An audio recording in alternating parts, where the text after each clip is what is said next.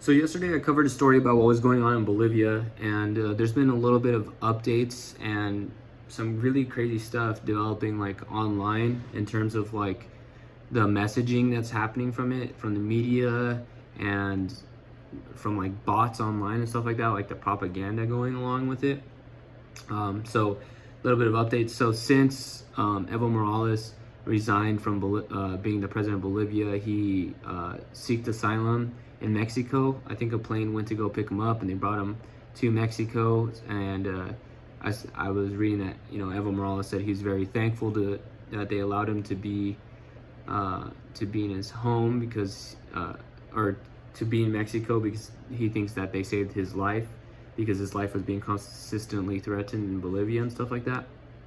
There's tons of videos of like the police and I think their military like raiding like houses of like where there's a lot of indigenous people and poor people, and they're like throwing like smoke bombs, they're beating them in the streets. They're really being violent against Evo here.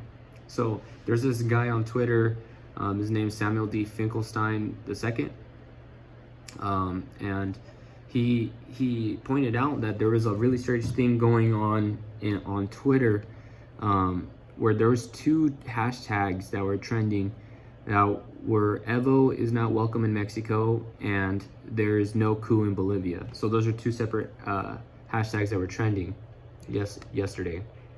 And he said he looked at the accounts that were spreading those hashtags, and most of those accounts were created in the last couple weeks. So understand what's going on there. A bunch of accounts, it seems like, were created for the purpose of propagandating that nothing's going on in Bolivia, everything that, there's no coup, the military didn't take Evo Morales out, and that Evo isn't welcome in Mexico. They're trying to put this stuff in people's heads like, oh, he must have been a bad guy and stuff like that. So then he just shows like it's literally hundreds of people, it seems like, that all posted like the same things.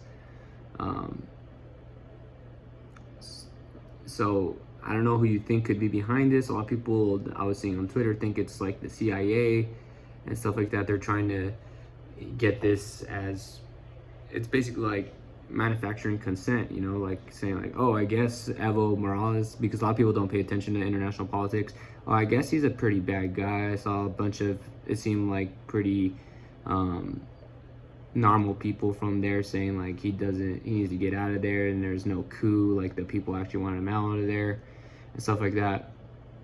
So yeah, and I'm looking there's actually thousands of accounts that were spreading this kind of misinformation, and all these accounts were made in the past few weeks. So these are people with like 1 follower, 4 followers, people that legit don't have anything. They didn't like,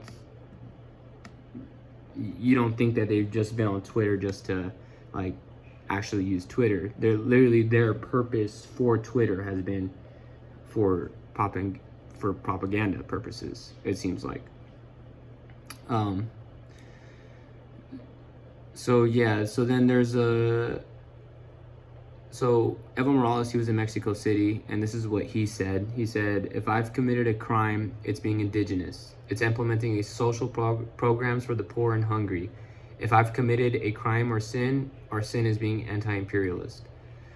So we went over some of the economic growth that's been happening in Bolivia, and I had a link of the article that had that in the last video where I was covering Bolivia. So he's been a pretty successful like leftist leader in terms of economic growth and stuff like that, and a lot of the indigenous people in his country were lifted out of poverty and stuff like that. So a lot of the racist people in his country saw that as a bad thing, and that's what a lot of people think is going on over there.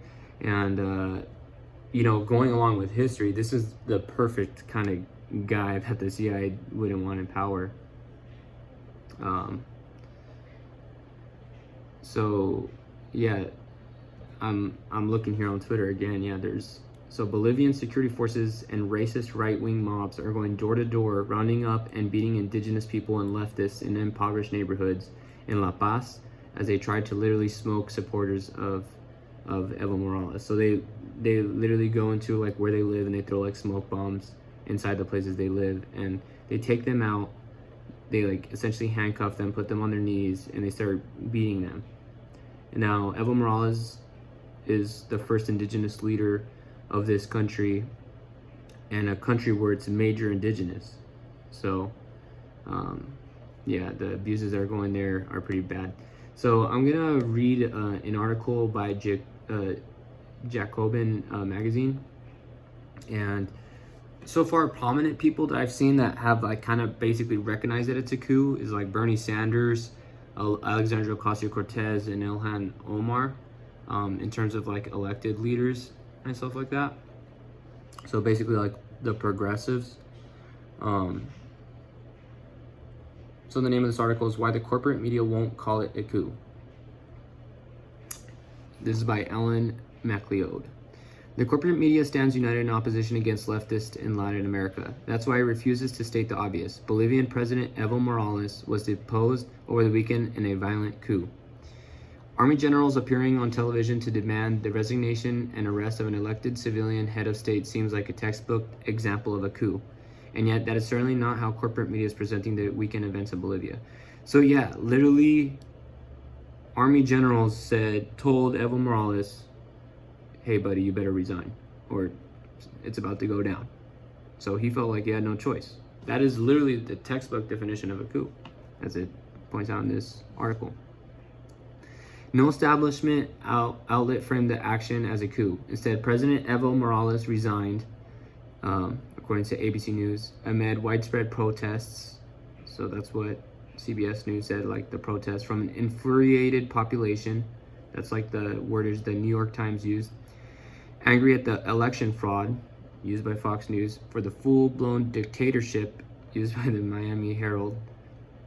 And when the word coup is used at all, it comes only as an accusation from Morales or another official from his government, which corporate media has been demonizing since his election in 2006. The New York Times did not hide its approval at the events, presenting Morales as a power-hungry despot who had finally lost his grip on power, claiming he was besieged by protests and abandoned by allies, like the security services. His authoritarian tendencies, the news article claimed, worried critics and many supporters for years, and allowed one source to claim that his overthrow marked the end of tyranny for Bolivia. With an apparent nod to balance, it did note that Morales admitted no wrongdoing and claimed he was a victim of a coup. By that point, however, the well had been thoroughly poisoned. So yeah, this is how the media manufacturers consent. They basically, it's the way they frame it. You know, they're instead of saying like, oh, the military asked him to resign and there was no clear proof of election fraud, and he was a pretty popular president, he had won that election by 11 points. They say like, oh, people thought he was being authoritarian. You know, he's been president since 2006. There was a bunch of protests. He was getting abandoned by allies. And that he had been worrying critics for many years. And, oh, people are claiming this is the end of tyranny for Bolivia. So, you know, they throw all these words at you to think like, oh, Bolivia's finally free. When in reality, that's not what's going on. Continuing. So CNN dismissed the results of the recent election where Bolivia gave Morales another term in office as beset with accusations of election fraud, presenting them as a farce where Morales declared himself the winner. Times report presented the catalyst for his resignation as protests and fraud allegations rather than being forced by the military. So yeah, they saw his resignation not because of the military, but because of the protests, which isn't true. Meanwhile, CBS News did not even include the word allegations as headline reading, Bolivian President Evo Morales resigns after election fraud and protests. Delegitimizing foreign elections where the wrong person wins, of course, is a favorite pastime of corporate media. There's a great deal of uncritical acceptance of the organization of American states' opinions on elections, including in coverage of Bolivia's October vote. I think that's the vote where they voted for term limits. Despite the lack of evidence to back up its assertions, no Oh, never mind. The October vote was the election for the presidency. I take that back. So, despite the lack of evidence to back up its assertions, no mainstream outlet warned its readers that the OAS is a Cold War organization explicitly set up to halt the spread of leftist governments. No surprise there. In 1962, for example, it passed an official resolution claiming that the Cuban government was incompatible with the principles and objectives of the inter-American system. Furthermore, the organization is bankrolled by the U.S. government. Indeed, in justifying its continued funding, U.S. aid argued that the OAS is a crucial tool in promoting U.S. interests in the Western Hemisphere by countering the influence of anti-U.S. countries like Bolivia. So basically, the OAS, which is like the organization that was like checking whether any fraud had gone on, they're an organization that's known for not liking anti-U.S. countries, which they see as Bolivia, because Bolivia, a lot of these Southern American countries, they see the United States as imperialists, as, and they're socialist countries, so they see us as a very capitalist country, and so they're basically pretty anti-America. So the OAS obviously doesn't like that, and they want to change that.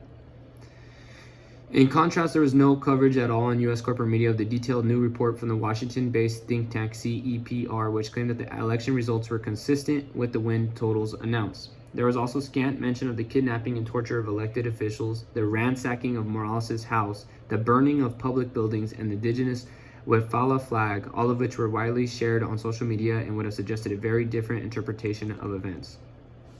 So yeah, a lot of the news, they failed to mention that, holy crap, the opposition is doing very terrible things to the people in Morales' government and stuff like that. Kidnapping, torture. They ransacked his house. They went inside his house and destroyed everything. They were writing terrible things on his wall and stuff like that. And that's pretty crazy to think that the leader of a country can be forced out like that, forced out of his own house. So yeah. Words have power, and framing an event is a powerful method of conveying legitimacy and suggesting action. Coups, almost by definition, cannot be supported, while protests generally should be. Chilean President Sebastián Piñera, a conservative US-backed billionaire, has literally declared war on over 1 million people demonstrating against his rule. Corporate media, however, has framed that uprising not as a protest, but rather a riot. Here you go. When it's a right-winger, it's not a protest, it's riots. In fact, Reuters described the event as Piñera responding to vandals and looters. Who would possibly oppose that? So yeah, they depending on the words they use, is it a coup, is it a protest?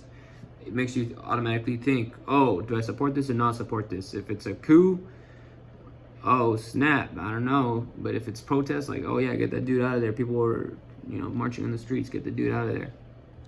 Morales was the first indigenous president in his majority indigenous nation, one that has been ruled by white European elite since the days of the conquistadors. While in office, his movement towards socialism party has managed to reduce poverty by 42% and extreme poverty by 60%. He cut unemployment in half and conducted a number of impressive public works programs. Morales saw himself as part of a decolonizing wave across Latin America, rejecting neoliberalism and nationalizing the country's key resource, spending the proceeds on health, education, and affordable food for the population. His policies drew the great ire of the U.S. government, Western corporations, and the corporate press, who function as the ideological shock troops against leftist governments in Latin America. The media message from the Bolivia case is clear. A coup is not a coup if we like the outcome. So yeah, so this actually reminded me of one thing, because it said that they nationalized one of their key resources. So a lot of reason why people also think like the United States is behind it like that is that, the United States is known as a country that goes into other countries to jack their resources. And come to find out, Bolivia is one of the countries that has it has, I don't know how to word it. It has about 43% of the world's lithium decomposites. Lithium is what is used in batteries and stuff like that. And why this is important is because as we're going to be transitioning off of fossil fuel and using oil and stuff like that, lithium is going to be the new thing where money comes from and stuff like that. And as you're moving into electric cars, electric everything, lithium is going to be a very important resource for us to have. And not surprisingly, The day after his resignation, Tesla stocks rose a huge amount. So that correlation there, that this country that has some of the world's most lithium decomposites, their president resigned, and it's possible it's now going to go into a right-wing authoritarian form of government backed by the United States.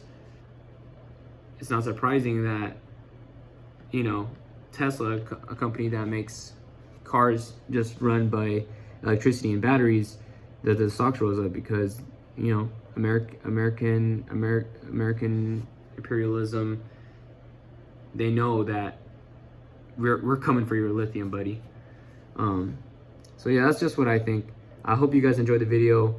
Leave a comment below if you guys think differently, if I'm like viewing this too not objectively. Yeah, I hope you guys, and if you guys haven't seen the past video that I did on Bolivia, feel free to watch that so that you guys also get some more context onto what I'm talking about here. Have a great day, guys.